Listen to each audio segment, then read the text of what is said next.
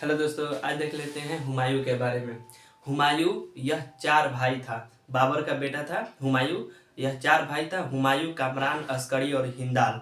यह इसकी एक बहन भी थी जिसका नाम था गुलबदन बेगम। वही गुलबदन बेगम जिसने हुमायूं नामा की रचना की थी। हुमायूं नामा में हुमायूं के बारे में जानकारी मिलती है। और हुमायूं जो था वह चारों भाई में सबसे बड़ा लड़का था। हुमायूं सबसे बड़ा बेटा था हुमायूं। हुमायूं यह ज्योतिष में विश्वास करता था। और यह सातों दिन अलग अलग रंग के कपड़ा पहनता था। इसका कहना था कि सभी दिन अलग अलग रंग के कपड़े पहनेंगे तो मेरा भाग्य अच्छा होगा। हालांकि ऐसा नहीं होता है। लेनपुल इतिहासकार है एक, उसने लिखा है कि जो हुमायूं जो है वो इसका जीवन गिरते पड़ते व्यतीत हुआ और अंत में इसकी सीढ़ियों से गिरने से ही इसकी मृत्यु हुई। पुस्तकालय के सीढ़ियों से गिरने से इसकी मृत्यु हो गई हुमायूं का अर्थ होता है भाग्य। लेकिन मुगल साम्राज्य में यह सब दुर्भाग्यशाली शासक रहा। हुमायूं के बारे में आगे देख लेते हैं। हुमायूं इतना सारा इसका युद्ध है, मेन इंपॉर्टेंट युद्ध है, इसको देख लेते हैं। हुमायूं कालिंजर पर आक्रमण करता है 1531 में।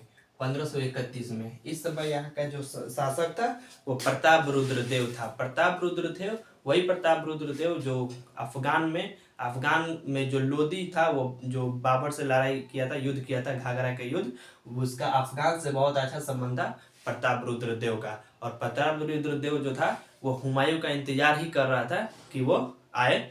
उस निशाने पर ही रखा था हुमायूं को प्रताप रुद्रदेव। और हुमायूं क्या करता है, कालिंजर पर आक्रमण कर देता है। हालांकि इस कालिंजर पर आक्रमण करने के बाद हुमायूं क्या करता है, संधि कर लेता है और प्रताप रुद्रदेव से कालिंजर पर। ठीक 1531 में यह हुआ था।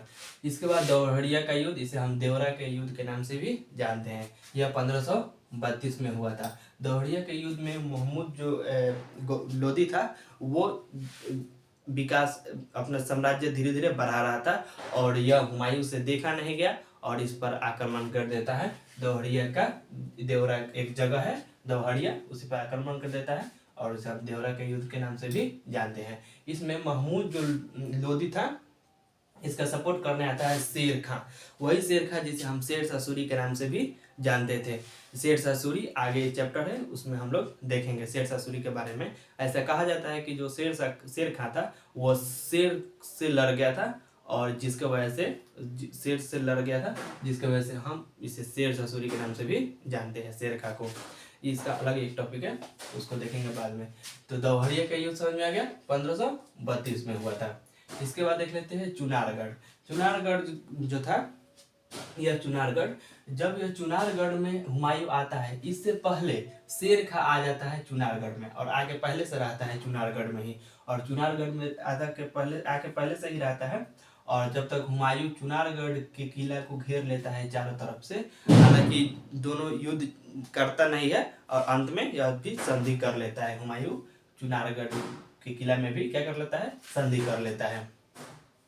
इसके बाद कुछ समय के बाद यानी 1535 में, 1535 या 36 के आसपास में बहादुर शाह जो था वो शक्तिशाली के रूप में उभर रहा होता है और यह हुमायूं से देखा नहीं गया। वो सोचा कि आगे चल के यह मुगल साम्राज्य पर खतरा बन सकता है बहादुर शाह। और यह क्या किया कि सोच ही रहा था आक्रमण करने के लिए हुमायूं और चल पड़ता है बहादुर शाह से लड़ने के लिए, युद्ध करने के लिए। लेकिन जब बहादुर शाह से युद्ध करने के लिए हुमायूं आता है तो यह बहादुर शाह जो था वो चित्तौड़ पहुंच गया रहता है, वो महारानी कर्णवाहिनी से लड़ने के लिए। महारानी कर्णवाहिनी जो थी वो इसके आने से पहले हुमायूं को एक पत्र लिखी थी कि हमें इस बहादुर शाह से बचाइए, हमारी रक्षा कीजिए। और पत्र के साथ साथ में राखी भी भेजी थी हुमायूं को कि आप मेरे भाई जैसा हैं, आप मुझे रक्षा कीजिए। और जब यह पत्र पढ़ा तो हुमायूं सेना के साथ आ रहा था बहादुर शाह से लड़ने के लिए। और जब आ रहा था तो रास्ते में प्रताप रुद्र देव जो यहाँ पर कालिंजर पर आक्रमण किया ना, प्रताप रुद्र देव, इसी से इसकी भीड़ हो गई, लड़ाई हो गई और यह इधर ही समय उसका व्यतीत हो गया। और इधर अंत में क्या किया, जो कर्णवाहिनी जो थी, कर्णवाहिनी वो आग में कूदकर जान दे दी, जौहर कर ली कर्णवाहिनी। ठीक, और उसके बाद देख लेते हैं ये बहादुर शाह के बाद चुनारगढ़ का किला 1538 में। चुनारगढ़ का किला, वही चुनारगढ़, ये जो था ना चुनारगढ़, यही है चुनारगढ़ का किला। चुनारगढ़ का किला पर इस बार जो हुमायूं था वो इस पर अधिकार कर लेता है। क्यों? क्योंकि इस समय जो था शेर खां यहाँ पे नहीं रहता है, यह आगे बढ़ गया रहता है बंगाल की तरफ में ही, इसलिए चुनारगढ़ के किला पर अधिकार कर लेता है हुमायूं, इस पर अधिकार कर लेता है। और अधिकार करने के बाद यह पूरा उत्साह हो जाता है, एकदम पूरा आगे की ओर बढ़ जाता है। चुनारगढ़ किला के बाद हुमायूं जब चुनारगढ़ के किला को जीत लेता है तो आगे बढ़ जाता है बंगाल की तरफ, और बंगाल को भी अधिकार कर लेता है। हुमायूं बंगाल को भी जीत लेता है। लेकिन जब बंगाल की तरफ जीत लेता है ना, तो उस समय शेर शाह सूरी चौसा के पास था। यह हम बिहार बनाते हैं, चौसा बताते हैं कहाँ पर है, यह रफली बना देते हैं बिहार। इसके बीचों बीच से जाती है गंगा नदी, यह जाती है बीचों बीच से गंगा नदी, और यहाँ से जाती है कर्मनाशा नदी, और इसी दोनों के बीच में है एक जगह चौसा। कौन जगह है? चौसा। इसी के बीच में है चौसा। यहीं पर इंतजार कर रहा होता है शेर शाह सूरी कि तुम हुमायूं इधर बंगाल से फिर वापस लौट के आओ, इधर बंगाल से वापस लौट के आओ। और यह इधर से आता है और इधर इंतजार कर रहा होता है शेर खां इंतजार कर रहा होता है कि इसे लड़ने के लिए। और ये दोनों में यहाँ पर युद्ध होता है, चौसा का युद्ध।